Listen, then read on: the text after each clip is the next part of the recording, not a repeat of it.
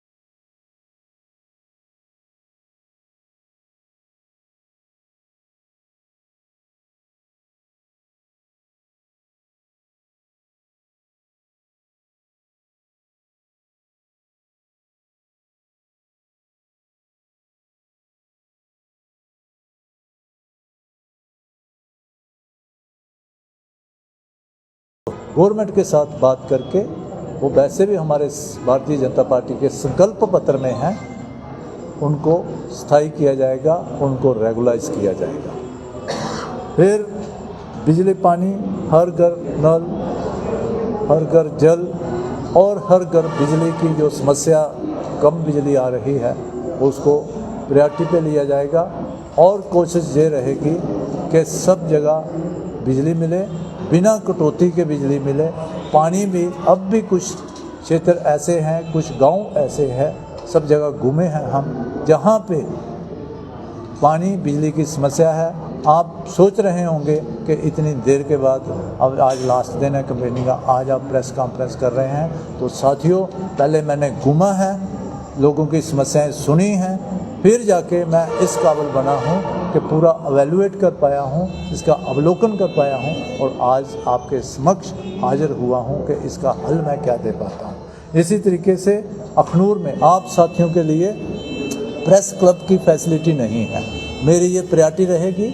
उसमें आपको ज़मीन मुहैया करानी और प्रेस क्लब की बिल्डिंग भी बनानी, ये भी एक आपके लिए मेरी तरफ से फैसिलिटी रहेगी, क्योंकि आप डेमोक्रेसी का 4th पिलर हैं। अगर आप ही बेघर हैं, आपके पास ही बैठने की जगह नहीं है, कहीं पे आप मंथन नहीं कर सकते, कहीं पे डिस्कस नहीं कर सकते, कहीं पे किसी ने प्रेस कॉन्फ्रेंस करनी होती है, वो अच्छे तरीके से प्रेस कॉन्फ्रेंस नहीं कर पाता। वो दोनों जनता के लिए भी, अखनूर की जनता के लिए भी एक फैसिलिटी रहेगी और आप साथियों के लिए भी एक फैसिलिटी रहेगी।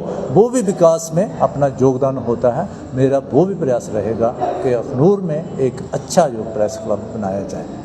इसी तरीके से राशन कार्ड और नए राशन कार्ड देना, वो भी रहेगा। फिर बच्चों के लिए, महिलाओं के लिए, हमारे ग्रामीण एरिया हैं, लेकिन जहाँ पे बच्चे जो हैं उनके लिए चिल्ड्रन पार्क बनाए जाएंगे। मेरी कोशिश ये रहेगी, मेरा जो सपना है, इस विधानसभा क्षेत्र को एक आदर्श विधानसभा क्षेत्र बनाना है, इसको एक मॉडर्न कंस्टिट्यूंसी बनाना है। आप ये कह सकते हैं कि मॉडल कंस्टिट्यूंसी बनाना है जहाँ पे सभी फैसिलिटीज़ हों। वैसे भी भारतीय जनता पार्टी की जो सरकार पिछले 10 सालों में रही है, इतनी मूलभूत सुविधाएं हुई हैं, इतना इंफ्रास्ट्रक्चर क्रिएशन हुई है। हमारी कोशिश, मेरी कोशिश ये भी रहेगी कि यहाँ से जो लोग सुविधाओं के अभाव में, खास करके गांव से सुविधाओं के अभाव में शहर की तरफ जाते हैं, मेरी ये कोशिश, मैं खुद गांव से हूँ, मेरी ये कोशिश रहेगी कि वो सारी सुविधाएं, संचार की, रोड की, बिजली, पानी, सब कुछ, बैंकिंग की, शिक्षा की, हेल्थ फैसिलिटीज, वो सारी उनके डोर स्टेप्स के, उनके गांव में ही दी जाए। तो एक आदर्श गांव बने, मॉडल विलेजेस बने। वो जो माइग्रेशन होती है शहर की तरफ, वो ना हो, सभी लोग अपने अपने एरियाज़ में अच्छी फैसिलिटीज़ के साथ वहाँ पे रहें, ये मेरा प्रयास रहेगा। सबको रोज़गार मिले, सब लोग। और एक और मेरा प्रयास रहेगा कि यहाँ पे अभी हमारा नौजवान जो है, युवा है, कुछ असामाजिक तत्वों की वजह से या कुछ दूसरे देशों की कॉन्स्पिरेसीज की वजह से, षड्यंत्र की वजह से नशे में विलुप्त हो रहा है। वो हमारा फ्यूचर है, युवा जो है, यूथ जो है, वो हमारा फ्यूचर है, कंट्री का फ्यूचर है, देश का भविष्य है, परिवार का भी भविष्य होता है। और दुख की बात होती है कि जब हमारा युवा नशे में संलिप्त हो जाता है। वो कोशिश रहेगी कि इस कॉन्स्टिट्यूंसी को नशा मुक्त बनाना है। क्राइम और क्रिमिनल के लिए इस कॉन्स्टिट्यूंसी में मेरे होते हुए कोई जगह नहीं होगी। There will be no space for the crime and criminals in this constituency. तो आप जहाँ पे आए, मैंने जो 1 महीने में घूम के आपको, जैसे मैंने पहले बताया कि पूरी कॉन्स्टिट्यूंसी घूमी है, सब लोगों से मिला हूँ, फिर जाके आप लोगों को बुलाया है। अभी हम इस गल्प पत्र को रिलीज करेंगे। मेरी सभी सहयोगी करप्शन को लेके आपने बोला था, करप्शन जो है बड़े पैमाने पे हो रही है, अफसरशाही आप पिछले 10 सालों से देख रहे हैं, उस पर आपका कोई? बिल्कुल, मैं कहूँगा, मैं जनता का नुमाइंदा बनने जा रहा हूँ और जिस हिसाब से जनता का सहयोग मिला है, प्यार मिला है, जनता का विश्वास मिला है, तो मेरा ये कार्य रहेगा, मेरा ये दायित्व रहेगा कि यहाँ पे बिल्कुल साफ सुथरा एडमिनिस्ट्रेटिव सिस्टम दिया जाए। जैसे मैंने कहा कि क्राइम और क्रिमिनल के लिए यहाँ पे कोई जगह नहीं होगी, इसी तरीके से करप्शन के लिए भी जहाँ पे कोई जगह नहीं होगी, there will be no scope for any corruption in the administrative system. Sir, back to villages के प्रोग्राम आए थे जो आज संकल्प पत्र में आपने जाहिर किया है, वैसे ही दावे जो है पंचायती तब किए गए थे, लेकिन वो सिर्फ कागजों में ही रह गए। क्या जनता इस बार भी बेवकूफ बनेगी या वाकई ही ये संकल्प पत्र जो राबिया जी, ये मैं प्रेस कॉन्फ्रेंस कर रहा हूँ, अभी मैं शुरुआत होगी, जो कुछ कर रहा हूँ मैं, जो कुछ कह रहा हूँ पूरा सोच समझ के कह रहा हूँ, और मुझे आत्मविश्वास है जनता के सहयोग से, ये सिर्फ वादे नहीं होंगे, जनता के सहयोग से। और भारतीय जनता पार्टी की जहाँ पे सरकार बनने जा रही है, केंद्र में भारतीय जनता पार्टी की सरकार है, उनके आशीर्वाद से लोगों को जो जो मैंने कहा है ये कोई इम्पॉसिबल नहीं है, इसको परस्यू करने की ज़रूरत है। और मुझे लगता है मेरा जो एक्सपीरियंस है, एडमिनिस्ट्रेटिव जो एक्सपीरियंस है, हम सब मिलकर मेहनत करेंगे, परिश्रम करेंगे, और ये सारे के सारे ये संकल्प पत्र है, मैं संकल्प ले रहा हूँ, कोई वायदा नहीं कर रहा हूँ, जो संकल्प ले रहा हूँ, और मैं बिल्कुल आत्मविश्वास के साथ कह रहा हूँ ये सब कुछ टाइम लगेगा, थोड़ा समय लगेगा, लेकिन आपके सामने ये सारी चीज़ें यहाँ पे ऑन ग्राउंड हम उतार पाएंगे। सर ये स्मार्ट मीटर बोलने के डिफरेंट पैरामीटर एक ही पार्टी के अंदर कैसे हो सकते हैं? नहीं, ये कुछ कैंडिडेट स्मार्ट मीटर जो लगे हैं लगे रहेंगे ऐसा बोल रहे हैं। मैं किसी के बारे में टिप्पणी नहीं कर सकता। मेरा जो अपना विज़न है, जो मेरी अपनी सोच है, वो ये है कि इसको रिव्यू किया जाएगा, जस्टिफाइड कराए होंगे। अगर कोई भी चीज़ गलत है तो उसकी कोई रेलेवेंस नहीं होती, उसको हटाना ही ठीक रहता है, उसको रिव्यू करना ही ठीक रहता है। अल्टीमेटली देखिए, डेमोक्रेसी है, ये लोकतंत्र है, ये लोगों के लिए है। हमारे जो भारतवर्ष है, जहाँ पे जो गवर्नमेंट है, वैसे भी ये एक वेलफेयर स्टेट है, लोगों के द्वारा लोगों की गवर्नमेंट है, जहाँ पे अगर लोगों के खिलाफ कोई चीज़ जा रही है तो उस चीज़ की कोई जगह नहीं होती। गवर्नमेंट बेसिकली लोगों को फैसिलिटेट करने के लिए होती है।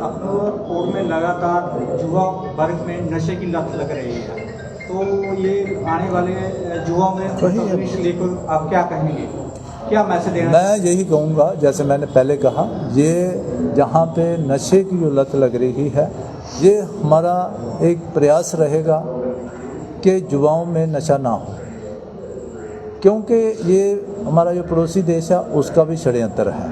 नशे की खेप जो आ रही है वहाँ से आ रही है, और जहाँ पे डिस्ट्रीब्यूट होके युवाओं में नशा जा रहा है। हमारी युवा पीढ़ी को कमज़ोर करना, युवा पीढ़ी को ख़त्म करना, ये एक षड्यंत्र है।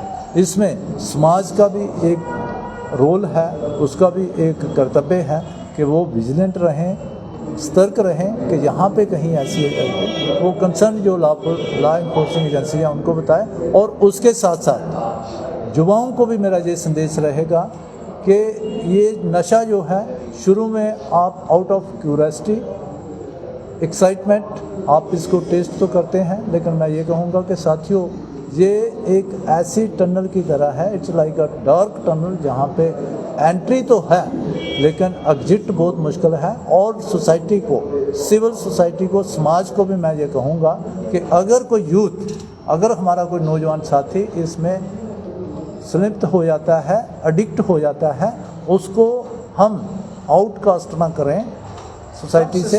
सर सिस्टम की कार्यप्रणाली को लेट मी कंप्लीट। उसमें मैं ये कह रहा हूँ समाज से, सोसाइटी से, कि उसको आउटकास्ट ना करें, उसको एज ए पेशेंट ट्रीट करें। मेरी ये कोशिश रहेगी उसकी डी एडिक्शन करा के, उसको रिहेबिलिटेट करा के, उसको सोसाइटी में वापस लाया जाए, ताकि वो भी समाज निर्माण और देश निर्माण में योगदान दे सके। प्लीज अगला पार्ट आपका। सब सिस्टम को लेकर लोगों की आम कार्यप्रणाली को लेकर प्रश्न चिन्ह लगता है कि सिस्टम कुछ नहीं करता नशे के लेकर। सिस्टम से करवाएंगे, सिस्टम में जहाँ कमियाँ होंगी, इसीलिए जो आपका रिप्रेजेंटेटिव होता है वो आपकी आकांक्षाएं, आपकी उम्मीदें, रिप्रेजेंटेटिव का मतलब है आपकी जो उम्मीदें हैं, आपकी जो फीलिंग्स हैं, आपकी जो ख्वाहिशें हैं, आपके जो प्लान्स हैं, उनको रिप्रेजेंट करना और उनको प्रॉपर लागू करना, वो करवाएंगे। इसलिए आप मुझे रिप्रेजेंटेटिव बना रहे हो। जहाँ जहाँ पे ज़रूरत पड़ेगी वहाँ पे इंटरवेंशन करेंगे। और आपको ये भी पता है कि मुझे इसका पता है, मैं इस विभाग में रहा हूँ, जहाँ पे खामियाँ होंगी आपके हिसाब से आपके साथ चर्चा करके, विचार विमर्श करके, by taking all the people of this constituency on board, the appropriate decisions will be taken in the making the policies. Sir, हाल ही में 4400 के करीब जो सरकारी स्कूल हैं उनको बंद कर दिया गया या आप कहें कि क्लब कर दिया गया है सरकार की तरफ से। अगर आप सत्ता में आते हैं, आपकी सरकार बनती है, क्या जो बाकी स्कूल सरकारी स्कूल्स भी बंद होने की कगार पे हैं उनको अपग्रेड किया जाएगा या आपकी क्या पॉलिसीज रहेंगी? देखिए, इसमें मेरा जो देखना है वो ये है कि लोगों का इकोनॉमिक स्टैंडर्ड या लिविंग स्टैंडर्ड बढ़ रहा है, इसमें कोई शक की बात नहीं है, वो ये अच्छी बात भी है। लोगों की एजुकेशन के प्रति अवेयरनेस और अफोर्डेबिलिटी बढ़ रही है, लोग प्राइवेट स्कूल्स में पढ़ाना पसंद कर रहे हैं। हाँ, जो प्राइवेट सरकारी स्कूल आप कहें, क्लब कर लें, ये आपका पैसा है, जनता का पैसा है। अगर जहाँ पे कहीं पे 4 स्टूडेंट होते हैं, 8 स्कूल होते हैं, पैसा गवर्नमेंट किसकी है? आप लोगों की है। ये जनता का पैसा है, आपका पैसा है। उसकी प्रॉपर यूटिलिटी के लिए अगर बच्चे ही नहीं हैं तो उनको क्लब करना ही देश हित में, जनता के हित में ठीक रहता है। वो एक पॉलिसी मैटर है। हाँ, जहाँ पे ज़्यादा बच्चे हैं तो उनको उस स्कूल को हम दोबारा भी शुरू कर सकते हैं, नए स्कूल भी खोल सकते हैं। अगर जहाँ पे बच्चे ज़्यादा हैं हम नए स्कूल खुलाएंगे, ऐसी कोई बात नहीं। सर, जो सरकारी स्कूल ऑलरेडी एग्जिस्ट करते हैं उनका हमने देखा है स्तर गिरता जा रहा है। कहीं बच्चों की कमी है तो कहीं पढ़ाने वाले जो शिक्षक हैं वो अपना 100% नहीं दे पा रहे। ऐसे अविनाश के बारे में क्या? अविनाश जी, मैं खुद सरकारी स्कूल में पढ़ा हूँ, थ्रू आउट सरकारी स्कूल में पढ़ा हूँ। स्तर उस समय भी अच्छा था, स्तर इस समय भी अच्छा है। मैं क्योंकि आपसे जुड़ा रहा हूँ, ग्रामीण क्षेत्र से आता हूँ, शिक्षा विभाग में रहा हूँ। अभी आप देखिए हर स्कूल में स्मार्ट रूम्स भी हैं, आप कभी विजिट करके देख लीजिए। स्मार्ट रूम्स भी हैं, वाईफाई कनेक्शंस भी हैं। कोई ऐसी फैसिलिटी नहीं है कि जो प्राइवेट स्कूलों में है, सरकारी स्कूलों में नहीं है। और जो सरकारी स्कूलों में मैन पावर होती है, टीचर्स होते हैं, दे आर हाईली क्वालिफाइड। और अब अकाउंटेबिलिटी भी है। अगर आप कहते हैं कि स्तर गिर रहा है, उसमें एक एजुकेशन कमेटी बनी होती है जिसमें गांव के, शहर के रिस्पांसिबल लोग रखे होते हैं। उनकी सलाह के बिना, उनकी मर्जी के बिना कुछ भी नहीं होता। और टाइमली उसमें रेगुलर इंटरवल पे रिव्यू होता है, उनकी इंटरवेंशन जो होता है। मैं तो समाज से भी कहूँगा कि कहीं कहीं अगर कमी नज़र आती है तो ये हम सब का फर्ज है। फिर भी मैं टाइमली इसमें इंटरवेंशन करके समय समय पे आप लोगों को भी ऑन बोर्ड लेके समाज के सभी घटकों से, सभी कंस्टिट्यूएंट्स से, सभी लोगों से विचार विमर्श करके, सभी की सलाह लेके, एजुकेशन हमारी बैकबोन है, उसको हम डेफिनेटली इस क्षेत्र में इम्प्रूव करेंगे। सर, कैंपेनिंग का आखिरी दिन है और लास्ट संदेश जनता तक आपका क्या रहेगा? आप रिपीट करें प्लीज। सर, कैंपेनिंग का आज आखिरी दिन है, जनता तक लास्ट संदेश आपका क्या रहेगा? जनता से, अखनूर की जनता जनार्दन से, वोटर से मैं करवत विनती करता हूँ, हाथ जोड़ के निवेदन करता हूँ कि आप भारतीय जनता पार्टी को वोट दें। अब भारतीय जनता पार्टी एक सिर्फ पॉलिटिकल पार्टी नहीं है, ये एक विचारधारा है। विचारधारा है देश की एकता की, देश की उन्नति के लिए, देश की तरक्की के लिए और देश की सुरक्षा के लिए। इसके साथ ही जो मैंने यहाँ पे प्रेस कॉन्फ्रेंस में कहा है, जितने भी आपके स्थानीय मुद्दे हैं वो स्थानीय मुद्दे आपके प्रायोरिटी पे हल किए जाएंगे। मैं आपका अपना मोहनलाल आपकी सेवा में अपने आप को समर्पित करता हूं। आपके सहयोग से ये मेरा सपना है कि इस कंस्टिट्यूएंसी को, इस विधानसभा क्षेत्र को एक आदर्श विधानसभा क्षेत्र बनाना है। अब 1 अक्टूबर को सभी से मेरा निवेदन है कि आप 100% वोट करें और 100% वोट भारतीय जनता पार्टी के कमल का फूल जो है वो वाला बटन दबा के जहाँ पे भारतीय जनता पार्टी के पक्ष में वोट डालें। इस बार हमने भारतीय जनता पार्टी की यहाँ पे बहुमत वाली सरकार बनानी है और पहली बार जम्मू से भारतीय जनता पार्टी का मुख्यमंत्री बनेगा। बहुत बहुत धन्यवाद। भारत माता की। अभी हम इसको रिलीज करेंगे।